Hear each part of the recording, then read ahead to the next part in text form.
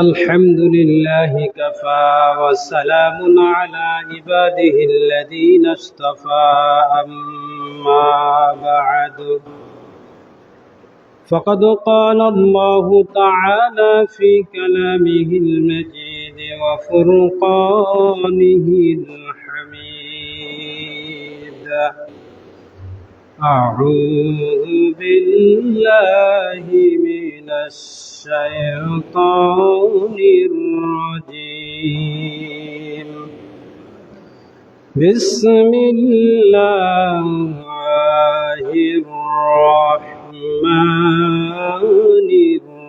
الرحيم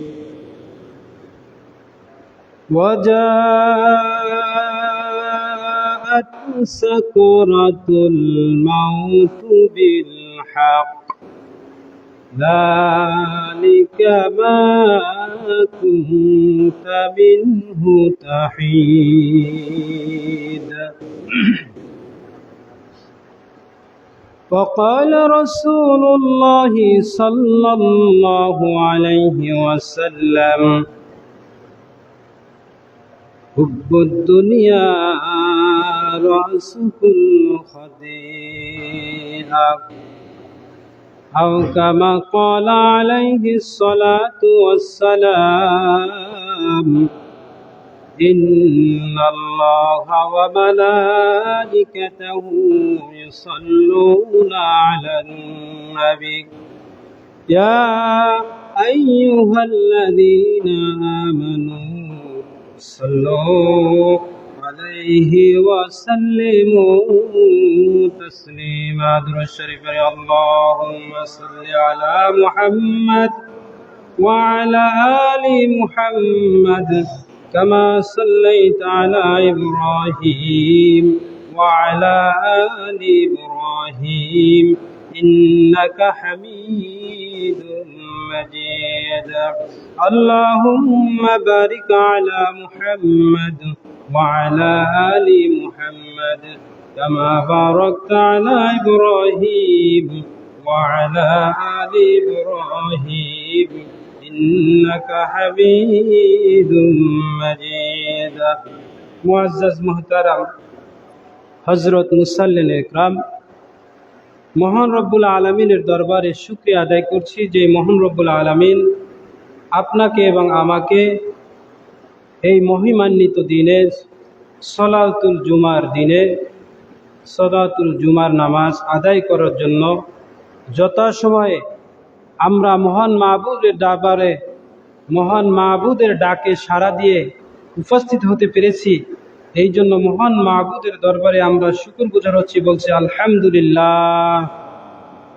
দুরূদ পড়ছি সেই বিশ্ব মানবতার মুক্তির দূত সরওয়ায়ে কায়নাত দো জাহানের বাদশা ইমামুল আম্বিয়া সাইয়্যিদুল মুরসালিন সাইয়্যিদুল বাশার জনাবে মুহাম্মদুর রাসূলুল্লাহ সাল্লাল্লাহু আলাইহি ওয়াসাল্লামের প্রতি বলছি সাল্লাল্লাহু আলাইহি ওয়াসাল্লাম। সম্মানিত উপস্থিতি, আমরা ধারাবাহিকভাবে গত 2 জুমা ধরে আমরা মৃত্যু সম্পর্কিত আলোচনা শুনে আসছি এবং আমরা শুনতেছি। তো আমি গত জুমায় বলেছি যে সব কিছুর বিষয়ে সন্দেহ থাকতে পারে, কিন্তু মৃত্যু যে হবে, মৃত্যুবরণ করতে হবে, এই বিষয়ে কারো সন্দেহ থাকার অবকাশ নেই এবং সকলেই এক বাক্যে স্বীকার করে নিয়েছেন যে আমাদের মৃত্যুবরণ করতে হবে। ঠিক কিনা বলুন? আমরা কেউ কি বাঁচতে পারবো চিরদিন? আমাদের কি কোনো গ্যারান্টি আছে যে এই পৃথিবীতে আমরা নেই? কোন সময় আমার ডাক এসে যায় এটাকে আমি জানি না। যে কোনো সময় আমার ডাক আসতে পারে। সুতরাং আসার সিরিয়াল আছে। আমরা অনেক সময় বলতে পারি অমুক দিন দুনিয়ায় আসবে, বিভিন্ন টেকনোলজি, মিডিয়া, বিভিন্ন প্রযুক্তির মাধ্যমে আমরা অনেক সময় জানতে পারি, কিন্তু আসার সিরিয়াল আছে, কিন্তু যাওয়ার সিরিয়াল কারো জানা নেই। ঠিক কিনা বলুন? এই জন্য আমাদেরকে সব সময় কি করতে হবে? মৃত্যুর জন্য প্রস্তুতি থাকতে হবে। আর এই মৃত্যুর হাত থেকে আমরা কেউ পালাতে পারবো না, বাঁচতে পারবো না। সময় যখন শেষ হয়ে যাবে। আমরা যত তালবাহানা করি, যত ছলছাতুরি করি, বাঁচতে চাই, পালাতে চাই, আমরা পালাতে পারবো না। এই পর্যন্ত পৃথিবীর শুরু থেকে এই পর্যন্ত অনেকেই চেষ্টা করছে, কিন্তু বাঁচতে পারেনি, পালাতে পারেনি। সময় শেষ, 1 সেকেন্ডও তার পৃথিবীতে চলার কোনো শক্তি থাকবে না। আমার ভাইরা, আমরা এই পৃথিবীতে এসেছি, আমরা থাকবো না, চলে যাব। আর মৃত্যু অবশ্যম্ভাবী, কারণ আল্লাহ রাব্বুল আলামিন বলেছেন কুল্লু নাফসিন যায়িকাতুল মাউত, প্রত্যেক প্রাণীর মৃত্যুর স্বাদ গ্রহণ করতে হবে। প্রত্যেক প্রাণীর মৃত্যুর স্বাদ গ্রহণ করতে হবে। কেউ 60 বছর, কেউ 70 বছর, কেউ 80 বছর, কেউ 100 বছর, আবার কেউ দুনিয়া আসার সঙ্গে সঙ্গে 1 সেকেন্ডও থাকে না, 1 ঘন্টাও থাকে না, দুনিয়ার মুখ থেকে চলে যায়। ঠিক কিনা বলুন? আবার কেউ দুনিয়ায় আসার আগে মায়ের পেটের ভিতরে বসেও, মায়ের পেটের ভিতর থেকেও কি সে মৃত্যু অবস্থায় দুনিয়ায় আসে। ঠিক কিনা বলুন? তাহলে দেখা গেল কেউ দুনিয়ায় আসতেও পারে, আবার কেউ আসতেও পারে না। আবার দুনিয়ায় আসার পরে কেউ দেখা যায় 1 ঘন্টা, কেউ 5 ঘন্টা, কেউ 100 দিন, কেউ 500 দিন, কেউ 100 বছর, কেউ 50 বছর, 70 বছর, কোন নির্দিষ্ট সময় আল্লাহ রাব্বুল আলামিন কাউকে দেননি। কেউ যদি জানতো যে আমি নির্দিষ্ট সময় এত বছর বাঁচবো, তাহলে মানুষ মনে করতো যে আমার তো হায়াত আছে, এখন নামাজ পড়ি না, পরে তো পড়ার সুযোগ কম, আমার 80 বছর জিন্দেগি আছে, হায়াত আছে, আমি জানি এখন আমার হজ করার দরকার নেই, ভালো কাজ করার দরকার নেই, সময় তো আছে, আমি তো সময় পাবো। এটা তার জানা থাকতো এবং সে এইভাবে অজুহাত খুঁজতো এবং ছলছাতুরি করতো, বাহানা করতো। কিন্তু আমরা কি কেউ জানি? আমার চোখের সামনে থেকে আমি বড় ভাই, আমি বেঁচে আছি, কিন্তু আমার মেজো ভাই, সেজো ভাই, আমার ছোট ভাই দুনিয়ার থেকে চিরবিদায় হয়ে অনেক বছর আগে এখন কবরে শুয়ে আছে। ঠিক কিনা বলুন? অথচ আমি বড় ভাই, আমি মেজো ভাই, আমি সেজো ভাই, কিন্তু আমার ছোট ভাই সে দুনিয়ার থেকে নেই। আবারই দেখা যায় যে পিতামাতার মাধ্যমে আমি দুনিয়ায় আসলাম, সেই পিতামাতা বেঁচে আছে, আমি দুনিয়ায় বেঁচে নেই। এটা ঠিক কিনা বলুন? বাস্তবতা কিনা? এটাই তো রিয়ালিটি। দেখা যায় অনেক সময় পিতামাতা বৃদ্ধ হয়ে গেছে, 100 বছর হায়াত পেয়েছে, দুনিয়ায় আছে, কিন্তু যে ছেলে সন্তানদের তাদেরকে মানুষ করেছে তারা দুনিয়ায় নেই। এরকম আছে না অসংখ্য? দেখেন আপনার আমার দাদা দাদি আছে, নানা নানি আছে, কিন্তু দেখা যায় আমার বাবা নেই। এরকম আছে না? তাহলে বোঝা গেল আল্লাহ রাব্বুল আলামিন হায়াত এবং মওয়াত লিখে রেখেছেন, এবং যাকে যতটুকু সময় পৃথিবীতে থাকার অবকাশ দিয়েছেন সেই ততটুকু সময় পৃথিবীতে থাকতে পারবে। এছাড়া পৃথিবীতে বাঁচার কোনো উপায় নেই। ঠিক কিনা বলুন ভাইরা আমার? আমার ভাইরা, এই দুনিয়ার থেকে যখন আমরা চলে যাব, আমাদের দুনিয়ার জিন্দেগির সফর যখন শেষ হয়ে যাবে, আমাদের আখিরাতের পরকালের জিন্দেগি যখন শুরু হয়ে যাবে, আর পরকালীন জিন্দেগি শুরু হওয়ার প্রথম যে ঘাঁটি রয়েছে সেই ঘাঁটির নাম কবর। সেই কবরে আমাকে যখন মৃত্যুর পর কবরস্থ করা হবে, আমাকে দাফন কাফন করে মানুষ যখন আপনার নিকটতম আত্মীয় স্বজন, প্রাণ প্রিয়, আপনার হৃদয়ের স্পন্দন, কলিজাগুলো, আপনার গুলো যখন কবর থেকে 40 কদম দূরে চলে যাবে, সঙ্গে সঙ্গে একজন ফেরেশতা কবরের মধ্যে চলে আসবে। হাদিসের মধ্যে রয়েছে, সুনানে ইবনে আবু দাউদের মধ্যে হাদিসের মধ্যে রয়েছে, যখন 40 কদম যেতে না যেতেই একজন ফেরেশতা এসে তাকে উপর করে বসাবে। কি করবে? বসাবে। এবং আমার ভাইয়েরা, 40 কদম দেখে না দিতেই ফেরেশতা এসে তাকে বসিয়ে সর্বপ্রথম 3টা প্রশ্ন করবে। আর ওই 3টা প্রশ্নের উত্তর যদি আমি দিতে পারি, আমার জান্নাতের যে নাজ নিয়ামত এই কবর থেকে আমার শুরু হয়ে যাবে। কয়টা প্রশ্ন? 3টা। 1 নম্বরে, মার রব্বুকা, তোমার রব কে? ওমা দীনুকা, তোমার দিন কি ছিল? ওমান নাবিয়ুকা, তোমার নবী কি ছিল? আমার ভাইরা, লোকটি যদি মুত্তাকি এবং মুমিন হইয়া দুনিয়া থেকে মৃত্যুবরণ করতে থাকে আর করে থাকে, আর সঙ্গে সঙ্গে যখন ফেরেশতারা জিজ্ঞাসা করবে মার রব্বুকা, তখন সঙ্গে সঙ্গে তার মুখ থেকে উত্তর বের হয়ে আসবে, রব্বি আল্লাহ, আমার রব হচ্ছে আল্লাহ, আমার রব ছিল আল্লাহর। আমি আমার রবকে দুনিয়ায় হায়াতের জিন্দেগিতে পুঙ্খানুপুঙ্খানুভাবে মেনে চলেছি, এক মুহূর্ত আমি আল্লাহর অবাধ্য হই নাই। লোকটি যদি মুত্তাকি এবং মুমিন অবস্থায় দুনিয়া থেকে চিরবিদায় হয়ে থাকে, দ্বিতীয় প্রশ্নের উত্তর দেবে দিন আল ইসলাম অথবা দিনুনা আল ইসলাম। আমার দিন ছিল ইসলাম। ইন্নাদ-দীন ইনদাল্লাহিল ইসলাম। আল্লাহ রাব্বুল আলামিন মানব জাতির জন্য যে ইসলামকে মনোনীত করে দিয়েছিলেন, আমি সেই ইসলাম ধর্মে দীক্ষিত হইয়া আমি ইসলামের সমস্ত হুকুম হাকাম আমি পালন করেছি। তৃতীয়ত যে প্রশ্ন, ওমান নাবিয়্যুকা, তোমার নবী কি ছিল? আমার ভাইয়েরা, হাদিস শরীফের মধ্যে রয়েছে তৃতীয় প্রশ্ন যখন বলবে ওমান নাবিয়্যুকা, তোমার নবী কি, অথবা বলা হবে ওমাইয়াকুল হাযার রাসূল, এই ব্যক্তি সম্পর্কে তোমার ধারণা কি, তোমার কি আইডিয়া রয়েছে? হাদিসের মধ্যে বলা হয়েছে স্বয়ং রাসূল সাল্লাল্লাহু আলাইহি ওয়াসাল্লামের সূরাতকে তার সামনে আনায়ন করা হবে। অন্য হাদিসের মধ্যে রয়েছে স্বয়ং রাসূলুল্লাহ সাল্লাল্লাহু আলাইহি ওয়াসাল্লামকে তাকে দেখানো হবে, বলা হবে যে তুমি এই ব্যক্তি সম্পর্কে চেনো কিনা, জানো কিনা, এই সম্পর্কে তোমার ধারণা কি। যদি সেই ব্যক্তি দুনিয়ায় তাকে রসুলের ইত্তেবা করে যেতে পারে, সুন্নাতের অনুসরণ করে যেতে পারে, রসুলের অনুকরণ করে দুনিয়া থেকে চলে যায় মুত্তাকি অবস্থায়, তখন সে হাসতে হাসতে জবাব দেবে ইনি হচ্ছে আমার নবী। ভাইরা আমার, এই প্রশ্ন দুনিয়া থেকে কিন্তু মুখস্থ করে গেলে চলবে না, আসবে না, যতই চেষ্টা করেন। মৃত্যুটা যদি আপনার যদি হয় ইমানদার অবস্থায়, কি অবস্থায়? ইমানদার অবস্থায়। ইমানদার অবস্থায় যদি মৃত্যুবরণ না করেন, মুত্তাকি হয়ে দুনিয়া থেকে যদি না যেতে পারেন, তাহলে কিন্তু প্রশ্নের উত্তর দিতে পারবেন না শত চেষ্টা করলে। যখন প্রশ্ন করবে আর সে যদি বেঈমান হয়ে দুনিয়া থেকে যায়, বলবে হাই হাতা লা আদরি, হা হা লা আদরি, হায় হায় আমি কিছু জানি না, আমি চিনি না এই লোকটাকে। কিন্তু যদি সে মুত্তাকি হন অবস্থায় দুনিয়া থেকে চলে যায়, তখন কিন্তু অটোমেটিকলি সে আনসার করতে পারবে। আর যদি সে আনসার করতে না পারে, তাহলে কিন্তু কবর থেকে তার শাস্তি শুরু হয়ে যাবে। ভাইয়ের আমার, মৃত্যুর স্বাদ গ্রহণ করতে হবে, এখান থেকে বাঁচার কোনো উপায় নেই। মৃত্যু এবং হায়াত এবং মৃত্যুর মালিক একমাত্র আল্লাহ, আর এটা সৃষ্টি করছেন আল্লাহ পরীক্ষা করার জন্য, যে আমি সৃষ্টি করে দুনিয়ায় তাকে আমি পাঠিয়ে দিলাম, কিভাবে সে তার জীবন পরিচালনা করে।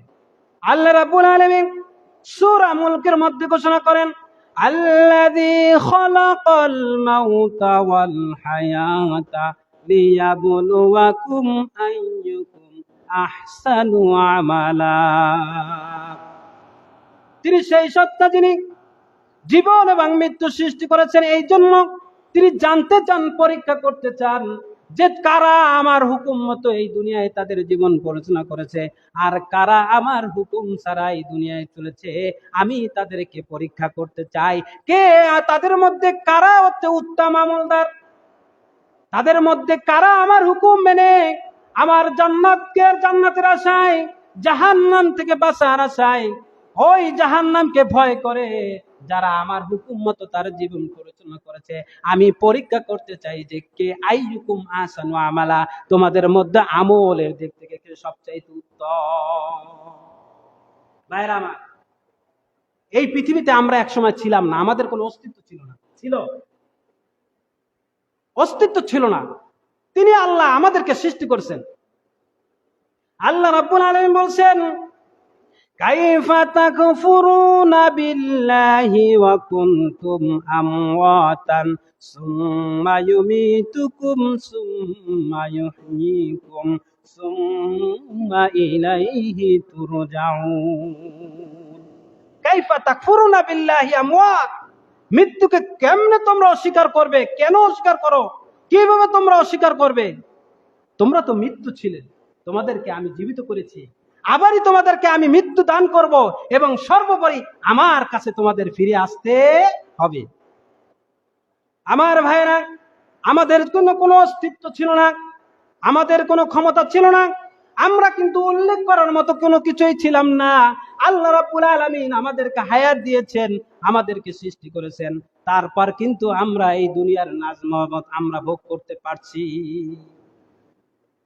আল্লাহ রাব্বুল আলামিন পবিত্র কালামের মধ্যে ঘোষণা করেন, হাল আতা আলাল ইনসানি হিনুম মিনাদ দাহরি লাম ইয়াকুন শাইআম মাযকুরা। তোমরা কেন এত দাপট দেখাও, অহংকার করো, এখন আমার হুকুম মানো না? তোমাদের তো এক সময় উল্লেখ ছিল না।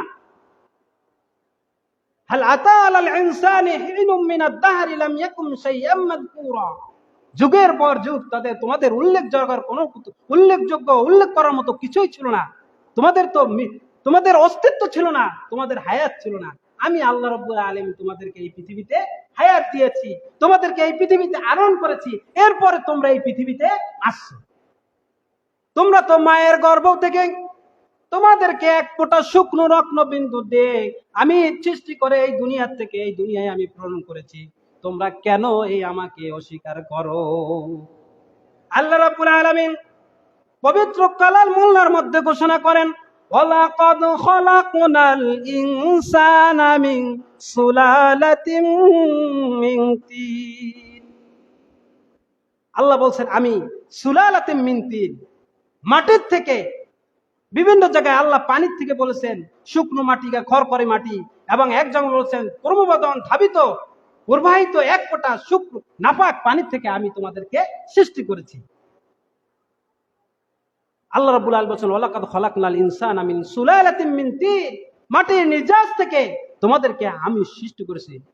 সুম্মা জাআলনাহু ফি করারিম মাকিন, এবং তোমাকে একটা অন্ধকারস্থ গর্ভের মধ্যে, যেখানে কোনো আলো বাতাস ছিল না, সামান্য একটা জায়গার মধ্যে তোমাদেরকে সংরক্ষিত করেছি, যেখানে তোমরা পৃথিবীর আলো কখনো দেখতে পারো নাই।